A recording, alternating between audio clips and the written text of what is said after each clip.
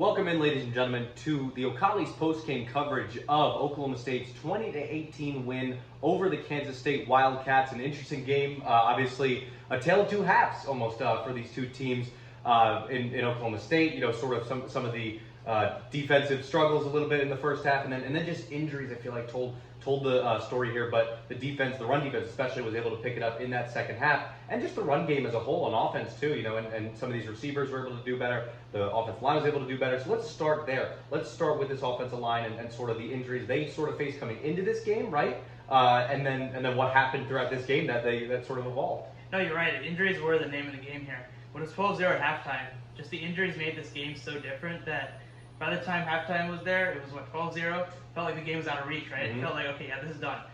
Because OSU was just a different team in the second half. But we'll start with the injuries, right? First of all, you're coming with Jake Springfield. You move Josh Sills out there to the left tackle, right? Your thought is, okay, if they're going to struggle in one place, it's going to be a left guard, against Drew Wiley, right? Who's an excellent defensive tackle. But instead, Josh Sills, very uncharacteristically, just struggled, right? He wasn't able to get a hand on Wyatt Hubert, it felt like, right? He couldn't do anything, and Spencer was constantly under pressure. And it really wasn't a case of Spencer Sanders struggling as much as the offensive line struggling, truthfully, right? Because you think about it, Kansas State was getting there with 3-4 man fronts every time, dropping 8 in coverage. And theoretically, when you do that, you're supposed to have less pass rush. Quarterbacks can, find through the zone, find their open guys, and strike through them, right? But instead, with Kansas State getting there like this, there was just not a chance. There wasn't.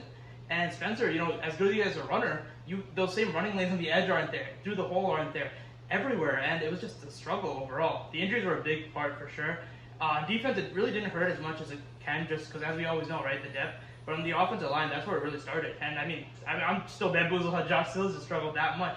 But you're right, the second half definitely got better. But the first half, man, it was tough. And that's not to take away from Hubert's game. Hubert had a fantastic performance against OSU. Yeah, an excellent player, no question. But it was that, a lot of that was those Josh Sills struggles. Maybe there's a disconnect there with him going to left tackle as opposed to left guard. Right. But who knows? I guess time will tell with that. And that's what I'm so bamboozled by, right? He's not just a talented guard. He's a guy who's been versatile his entire career. He played well when he's a left tackle last game. Charlie Dickey's smart. He put him there for a reason, right? I'm kind of wondering why that happened, but still, Wyatt Hubert, great player. I think he had 3.5 tackles for loss, 2.5 sacks. That's a big game, right? Don't get struggled by how Joseph Asai is. Yeah. This is a big game, right? And that was really the key. When Kevin Jenkins went down, there was a big, oh wow, now that's really a struggle. Because like we talked about, always this offensive line's lost about 7 guys since the beginning of June. It's a lot, right? Even for a deep line, even for a line that started with a bunch of guys and strong starting. This was an offensive line that was supposed to be top 20 coming into the year. Has just not been the same. Obviously, they're still doing a good job, right? That's the thing. They're giving enough time. There are enough holes for Chuba Hubbard and LD Brown at time to time. But overall, it's definitely different. It's difficult, especially when you keep going after strong defensive lines. West Virginia, Texas was very tough. Kansas State, almost inconsistent, but they got a lot of talent at times, right? And they're rushing you. They're penetrating in. And for whoever, I don't care if you're Chuba Hubbard, I don't care if you're Adrian Peterson, I don't care who you are. When there's 10 guys in front of you, it's almost impossible to go anywhere.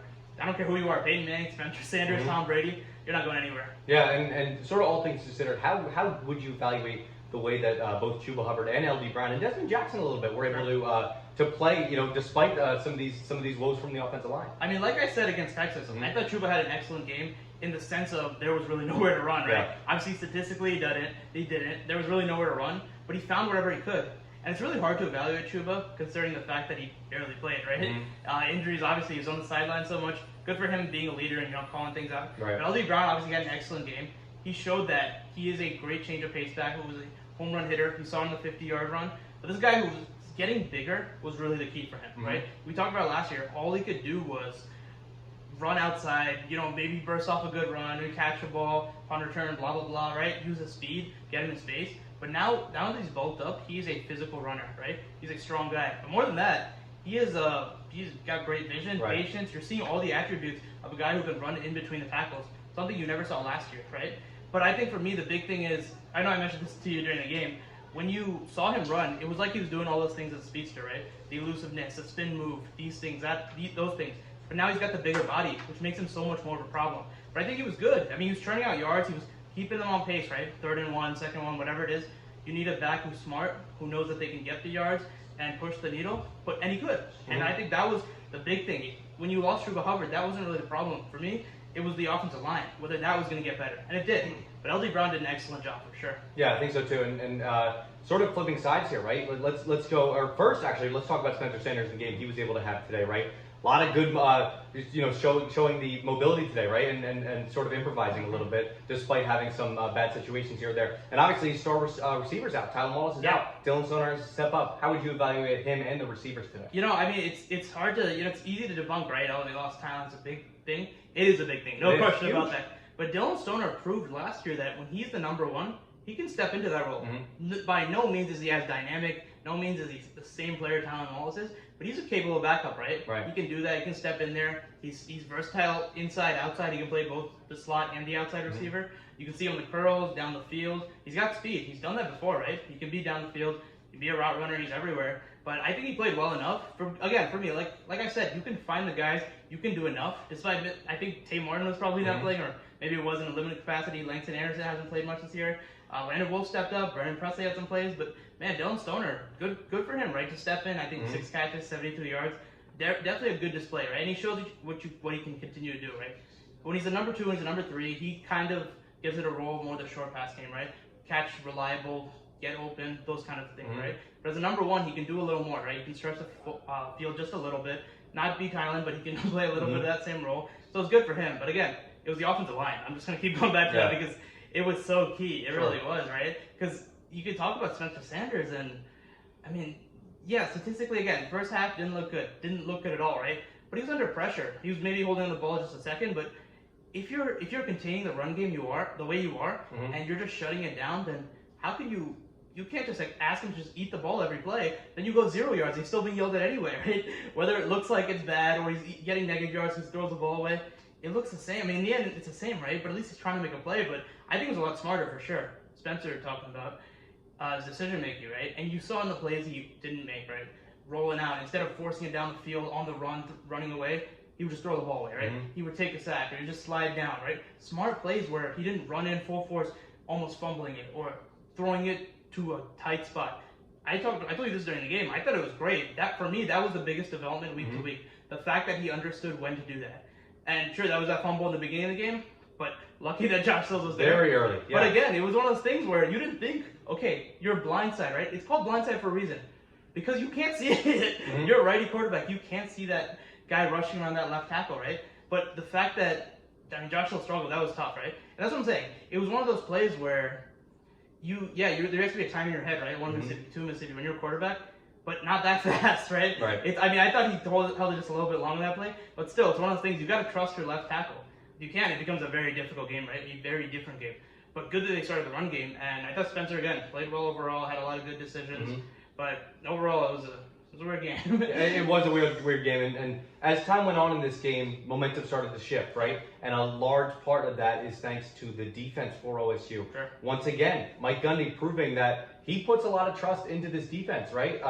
And he definitely holds them to a higher standard than he maybe did in previous years. So what did you see a little bit from the defense today, and some of these key takeaways, right? I mean, the game-sealing play. We can even go there. Sure. I mean, to start in the beginning, you said tail 2 halves. That's exactly what it was. We just talked about the offensive line. They were better in the second half. Like it wasn't schematically different or anything. To me, it just looked like they were just getting more pressure and pushing more, holding longer in pass production. Defense, same thing, right? I mean, we talk about the best third down defense in the country, right? Statistically, they weren't doing any of that in the first half. No, right? They gave up 5 for 10 on third downs, and my main thing was they weren't. What they usually do so well is they force you to third and long, right? First down, they make a play. Second down, make a play. Maybe get a few yards. Then force you to go long, right? They didn't do that because the run game was working for Kansas State, right? And Jim Knowles said they threw a lot of things that they never saw. It seemed like it, right? Because a lot of it was just, it wasn't even Deuce Vaughn. It was the element of knowing Deuce Vaughn is there, right? Because you saw the defense, how it shifts, right? Then you see a Will Howard tucking. You see play action, you see different things that is created because of the downhill run. But the main thing was that. It was the defensive line and linebackers that are usually so adept at stopping the run that couldn't, right? And when you could establish that when you're Kansas State, Oklahoma State can't stop that. That's the reality, right? They couldn't shut it down in its tracks, and that just lingered on throughout the game and just created bigger things and just, hey, some rushing yards. That was the big thing in the first half, right? They couldn't stop it at all. Once it got to the second half, I don't know what it was. It was just Yeah. different, right? Like it was the same exact players, the same exact schemes. They didn't like stack the box or anything, right? They didn't sell out for the run. They didn't do anything like that. The guys were just better. The defensive line was getting more penetration, block shedding. Three straight 3-and-outs to begin the second half. Just how dominant it was, right? They were able to get penetration. They were able to change the complexion of the entire team, and that's what was so impressive. And again, it's like I said, it wasn't anything schematically different. It didn't look like it was anything adjusted severely. It just the guys played the way they you normally see OSU do, and that's what was so impressive. It was really like a switch just got flipped where everyone was underperforming just played amazingly in the second half, right? And you saw why this OSU defense makes this team a national contender hopeful. Yeah, I think so too. And also, like, when you look at it, like, just the regular guys that were in there, right? Right. Trey Sterling had another great game. Sure. You know, all these other guys. Brock Martin, a guy who's been definitely, like, he's continuously progressing throughout the season and as it goes along. And my goodness, you're going to see him just have a much more improved role, I feel like. And he already is making strides for that and how the season's going along. He's playing an excellent game so far. Yeah. We knew he was a very valuable backup. He started last year, but man, he is awesome. As a run stopper, as a pass rusher, excuse me, he's been excellent, right? He had a great game against Texas. Did it once again here. I think he was the one who had this fumble on the 2-point conversion to the game, right? I mean, he's been awesome for sure, and it's great to have that sort of versatility, and not just versatility at a key position. I mean, it is. Let me say this again, not just a versatility at a defensive line spot, which is always valuable, but versatility at the Leo, right? That hybrid that's so difficult to play, right? Defensive end, linebacker, everything. He can do that to perfection, which is awesome, right? It just gives you so much versatility. Bring Trace Ford off. Let Trace Ford play at 130% every snap. Bring him off, you have Brock Martin, or vice versa, right? It's just awesome to see, and it was a big part of this game and this OSU defense. Definitely, and this defense was a big key in this matchup and most every matchup this season. Right. They've been the people that have been able to take the ball away. And yeah, I mean, it's just we talk about the second half. That's what it was for me. I mean, the first half, 9 yards rushing. It wasn't that Truba was playing bad or Spencer was playing bad. I mean, they were obviously, right? But it was the O-line. Everything started with the O-line. You couldn't get any time to drop back and pass. You couldn't get anything in the run game. And when the O-line flipped and everything just started better, you saw them get more penetration, right? They were able to push guys back like it was nothing. They were able to hold pass protect for 3, 4, 5 seconds. And that changes everything. I said toward the end of second half, or second quarter, I said, okay, if they can't start this run game up, they're not going to win, because here's why. It's not just, hey, the run game's not working, let's go quick passes, blah, blah. You can't do that because the defense is ready for it. They know you're not going to pass it long, so they're just going to press up there. Spencer Sanders can't run out, nothing like that. The run game has to start. Why? For multiple reasons. First off, you get yards like that. You get an easier second down. You get an easier third down, right? 3rd and 2, 3rd and 3 is much easier than 3rd and 8, right? No doubt. Especially when your biggest problem on the night is the fact that this pass rush is at you, right? The fact that you can't get any sort of looks, right? You don't get any time.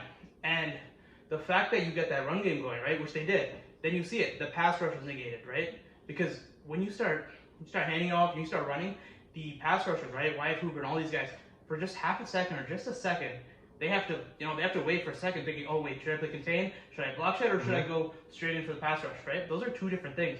When you're pass rushing and you're an offensive tackle, you can kind of shove them off, right? You play that differently than when you're just straight up blocking, right? For run grazing. And then you negate the pass rush, and then you change the complexion, because now the linebackers on play action, right? Linebackers have to come up. You just change the entire way the defense has to operate, right? And then from there, it just opens it up, right? I mean, think about it. You get the run game. First of all, your pass game's not open because they're throwing 7, 8 guys in coverage. Then you get the play action, and you throw it down the field. You get things open, and the whole offense starts flowing properly. Yeah, big success in the Little Apple, and a tale of two halves for this Oklahoma State team in Manhattan, Kansas this past week. OSU is a bye week next week, but please continue to follow all the Ocali Sports coverage of the OSU sports that are going on in the country right now. So have a great day.